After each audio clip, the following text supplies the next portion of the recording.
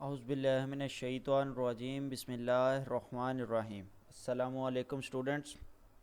उम्मीद करता हूँ कि सभी स्टूडेंट खैरियत से होंगे। बेटा हमने अपना कंटिन्यूस टेंस स्टार्ट किया हुआ था, जिसमें हमने प्रेजेंट कंटिन्यूस को डिस्कस कर लिया था। आज हम प्रेजेंट कंटिन्यूस की थोड़ी सी बात करेंगे, मैं आपको थोड़ा सा उसका हवाला दूंगा, उसके बाद हम पास्ट कंटिन्यूस का डिस्कस करेंगे। बेटा प्रेजेंट कंटिन्यूस में हमने सिंपल सेंटेंस बनाते हुए हमने 3 हेल्पिंग वर्ब को यूज़ किया था, is, am and are. 3 helping verb कौन कौन से यूज़ हुए थे? इज़, एम और आर। ये 3 हेल्पिंग वर्ब यूज़ हुए थे। इसके बाद हमारे पास आईएनजी फॉर्म यूज़ हुई थी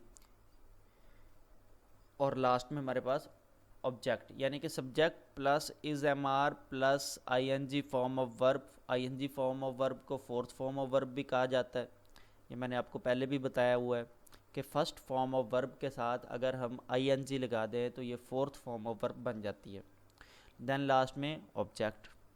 एग्जाम्पल मैंने आपको दी थी, मैं सबक याद कर रहा हूँ, आई एम लर्निंग लेसन। ठीक है बेटा। इसी तरह हमारे पास नेगेटिव सेंटेंसेस आ जाएंगे और इंटेरोगेटिव सेंटेंसेस आ जाएंगे। नेगेटिव सेंटेंसेस में क्या होगा कि हेल्पिंग वर्ब के बाद हमने नॉट लगाना है। ठीक है, तो हमारे पास ये नेगेटिव सेंटेंसेस बन जाएंगे। और इंटेरोगेटिव सेंटेंसेस में क्या होगा कि जो हेल्पिंग वर्ब हम सब्जेक्ट के बाद यूज़ कर रहे हैं वही हेल्पिंग वर्ब हम सब्जेक्ट से पहले ले आएंगे, और ऑब्जेक्ट के बाद जो है वो लास्ट में क्वेश्चन मार्क आ जाएगा। ये तो था प्रेजेंट कंटिन्यूस टेंस का थोड़ा सा रिव्यू। आज हम पास्ट कंटिन्यूस टेंस की बात करेंगे। हमारे पास फॉर्म्स पास्ट कंटिन्यूस टेंस की बात करेंगे।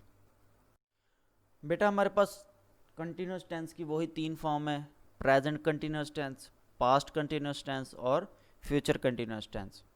प्रेजेंट कंटिन्यूस टेंस की बात हो चुकी थी, मैंने आपको थोड़ा सा उसका रिव्यू भी करवा दिया। आज हम पास्ट कंटिन्यूस टेंस की बात करेंगे और इंशाल्लाह अपने नेक्स्ट लेक्चर में हम फ्यूचर कंटिन्यूस टेंस को डिस्कस करेंगे। तो पास्ट कंटिन्यूस टेंस की तरफ हम मूव ऑन करते हैं। जी बेटा, पास्ट कंटिन्यूस टेंस। बेटा सबसे पहले तो हमें उर्दू में पहचान होनी चाहिए कि आया कि जो जुमला हमारे सामने, क्योंकि हमारे सामने तो जुमले उर्दू में ही आने हैं, तो हमें सबसे पहले उर्दू में पहचान होनी चाहिए कि पास्ट कंटिन्यूस टेंस के आखिर में ऐसा क्या लफ्ज़, ऐसी कौन सी निशानी आएगी कि जिसे देखते हुए हम ये जानेंगे कि ये जुमला, ये सेंटेंस जो है वो पास्ट कंटिन्यूस टेंस का है। उर्दू में पहचान। उर्दू जुमले के आखिर में लफ्ज़ रहा था, रही थी, रहे थे वगैरह आते हैं। मिसाल के तौर पर सूरज तलू हो रहा था, परिंदे चहचहा रहे थे, लड़की फूल नहीं तोड़ रही थी।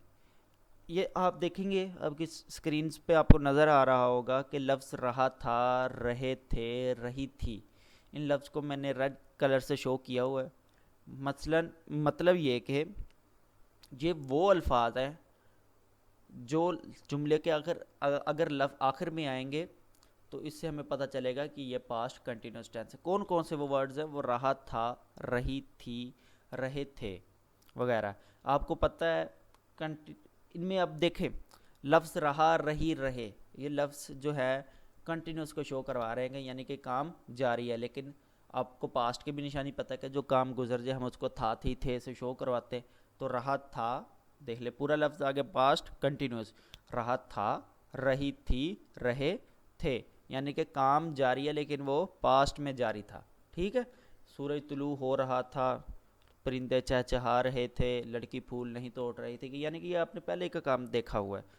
ठीक है बेटा, ये तो थी उर्दू में पहचान। उर्दू में क्या पहचान है कि लफ्ज़ जुमले के आखिर में लफ्ज़ रहा था, रही थी, रहे थे वगैरह आता है। ठीक है बेटा। बेटा अगर हम सिंपल सेंटेंसेस की बात करें तो यहाँ पर हमारे पास हेल्पिंग वर्ब थोड़े से चेंज होंगे। प्रेजेंट कंटिन्यूस में हमने 3 हेल्पिंग वर्ब यूज़ किए थे, इज़, एम, आर। लेकिन यहाँ पर हमारे पास 2 हेल्पिंग वर्ब यूज़ हो रहे हैं, दैट आर वाज एंड वर। आपकी स्क्रीन पर नज़र आ रहा होगा, subject plus helping verb. Simple sentence अगर हमने बनाने हैं पास्ट कंटिन्यूस टेंस के तो कैसे बनाएंगे, subject plus helping verb. Helping verb दो है, वाज और वर। अब वाज कहाँ पर यूज़ होगा और वर्ब कहाँ पे यूज़ होगा ये भी मैं आपको बताता हूँ। Plus ING form of verb, ING form of verb यानी कि फोर्थ फॉर्म ऑफ वर्ब। बात तरीका इसका बनाने का, आपने फर्स्ट फॉर्म लिखनी है वर्ब की, उसके साथ आपने वर्ड आईएनजी लगा देना है, तो ये फोर्थ फॉर्म ऑफ वर्ब हमारे पास बन जाएगी। प्लस ऑब्जेक्ट, मिसाल के तौर पर सूरज तलू हो रहा था, the sun was rising, the sun was rising. Sun का मैंने एस कैपिटल लिखा हुआ है बेटा, क्योंकि ये हमारे पास प्रॉपर नाउन है, इसलिए जो है वो सन का मैंने एस जो है वो कैपिटल लिखा हुआ है। द सन वाज, सन हमारे पास सब्जेक्ट हो गया, वाज हमारे पास हेल्पिंग वर्ब हो गया, और राइजिंग हमारे पास यहाँ पे फॉर्म ऑफ वर्ब हो गई। अच्छा जी, मैं सबक याद कर रहा था, I were learning lesson, I were learning lesson. अब वाज कहाँ पर यूज़ होगा और वर कहाँ पर यूज़ होगा, इसको भी देख लेते हैं। ही, शी, इट या कोई singular noun, he, she, it या कोई सिंगुलर नाउन होगा तो उसके साथ वर वाज यूज़ होगा। जैसे सन देख ले, एक सिंगुलर नाउन है, तो मैंने उसके साथ वाज लगाया हुआ है, ठीक है। आई, वी, दे, यू या कोई प्लूरल नाउन होगा, प्लूरल नाउन से मुराद है यानी कि दो नाम इकट्ठे आ जाएं, जैसे ठीक है, जैसे अली और उस्मान, हमज़ा और अब्बास, ठीक है, ऐसे दो नाम अगर इकट्ठे आ जाए तो फिर उसको हम प्लूरल नाउन कह देते हैं। आई, वी, दे, यू या कोई प्लूरल नाउन आएगा तो उसके साथ वर आएगा। जैसे देखे वर्ड आई आ गया ऊपर वाली एग्जाम्पल में, देखे मैं सबक याद कर रहा था, इसमें वर्ड आई आ गया तो आई के साथ मैंने वर लगा दिया, ठीक है बेटा। Subject plus helping verb plus ING form of verb plus object. Helping verb कौन कौन से, वाज और वर। ये तो थे सिंपल सेंटेंस। जी बेटा, सिंपल सेंटेंसेस के बाद हमारे पास आते हैं नेगेटिव सेंटेंसेस। नेगेटिव सेंटेंसेस जिनमें मनफी यानी कि नहीं इस्तेमाल किया जा रहा है, यानी कि किसी बात से इनकार किया जा रहा है, हम ऐसे जुमलों को नेगेटिव सेंटेंसेस कहते हैं। नेगेटिव सेंटेंसेस बनाने का तरीका ये है बेटा, फॉर्म ऑफ वर्ब और हेल्पिंग वर्ब, दो बातें मैंने की हैं। फॉर्म ऑफ वर्ब और हेल्पिंग वर्ब के दरमियान में हमारे पास लफ्ज़ नॉट आ जाएगा। तरतीब क्या है अब इनकी, तरतीब ये है, सब्जेक्ट प्लस वाज या वर, दो हेल्पिंग वर्ब है ना हमारे पास, वाज या वर, सब्जेक्ट प्लस वाज या were plus not plus ING form plus object. Subject plus were या was plus not plus ING form plus object, ये है नेगेटिव सेंटेंसेस बनाने की तरतीब बेटा इंग्लिश में। वो मछलियाँ नहीं पकड़ रहे थे, देखिए अब बात का इनकार पाई जा रही है ना, यानी कि वो मछलियाँ नहीं पकड़ रहे थे, इनकार है बात से, तो इस ये नेगेटिव सेंटेंसेस। उर्दू में लफ्ज़ नहीं आएगा, इंग्लिश में लफ्ज़ नॉट आएगा। They were not catching the fishes, they were not catching the fishes, वो मछलियाँ नहीं पकड़ रहे थे, they were not catching the fishes, ठीक है बेटा। वर हमने इसलिए लगाया क्योंकि स्टार्ट में हमने दे लगाया हुआ है। वर अब हमारे पास हेल्पिंग वर्ब है, उसके बाद लफ्ज़ नॉट लगाया और उसके बाद हमने आईएनजी यानी कि फॉर्म ऑफ वर्ब लगाई, आईएनजी फॉर्म। तो बात वही होगी, हेल्पिंग वर्ब और फॉर्म ऑफ वर्ब के दरमियान में हमने लफ्ज़ नॉट लगाना है, और लास्ट में हमारा object. They were not catching fishes, वो मछलियाँ नहीं पकड़ रहे थे। ये तो थे बेटा नेगेटिव सेंटेंसेस। इंटेरोगेटिव सेंटेंसेस की अगर हम बात करें तो इंटेरोगेटिव सेंटेंसेस यानी कि सवालिया जुमले, हम ऐसे जुमलों को कहते हैं जिनमें सवाल पूछा जा रहा हो।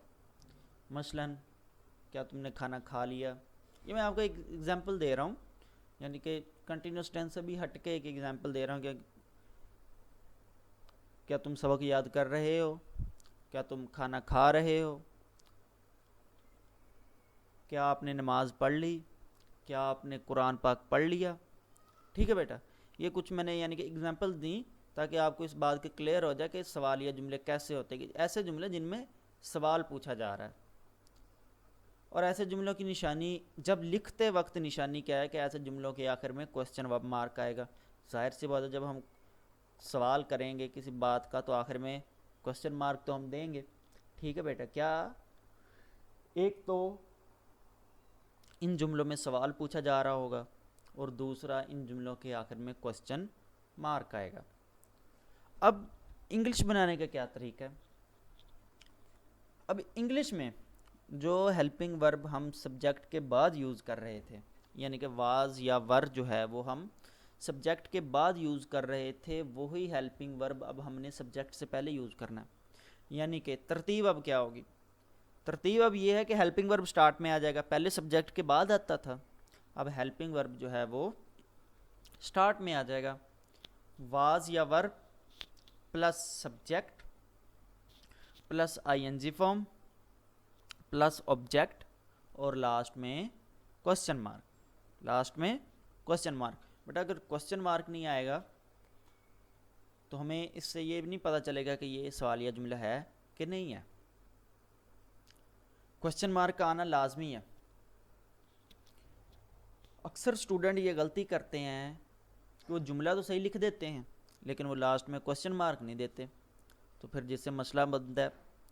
अगर एक जुमले का एक नंबर का आपका सेंटेंस है तो बेटा आपके 0.5 जो है वो डिटेक्ट हो जाने। यहाँ पे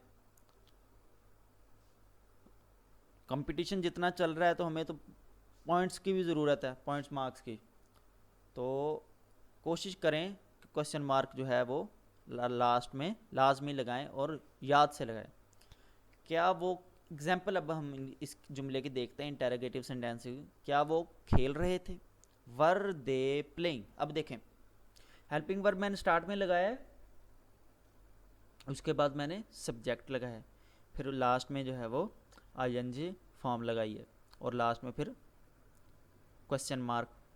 क्या वो खेल रहे? जैसे तरतीब मैंने आपको ऊपर बताई है कि वाज या वर स्टार्ट में आएगा, फिर हमारे पास सब्जेक्ट आएगा, फिर हमारे पास आईएनजी फॉर्म आएगी, ऑब्जेक्ट आएगा और लास्ट में क्वेश्चन मार्क आएगा। वर दे प्लेइंग, नीचे एग्जाम्पल में भी तरतीब वही है। तो बेटा यहाँ तक हमने पास्ट कंटिन्यूस टेंस के सिंपल सेंटेंस बनाने का तरीका, नेगेटिव एंड इंटेरोगेटिव सेंटेंस बनाने का तरीका हमने देखा।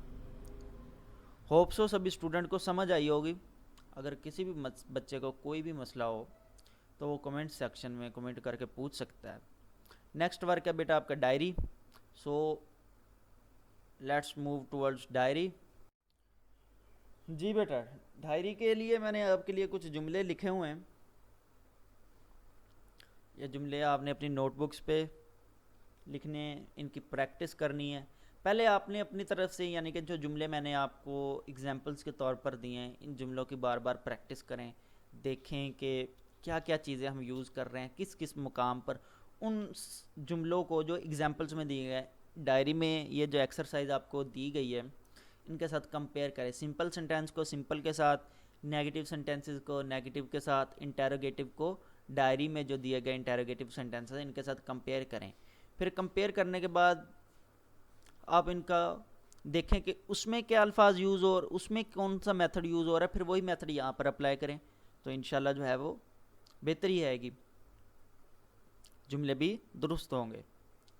तो ये कुछ जुमले मैंने आपके सामने लिखे हुए हैं, ये तकरीबन कोई 7-8 हैं, 8-9।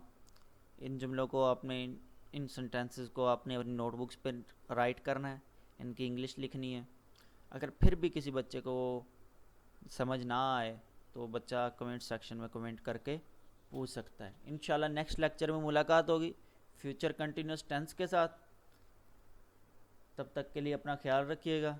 अल्लाह हाफिज़, अस्सलामु अलैकुम।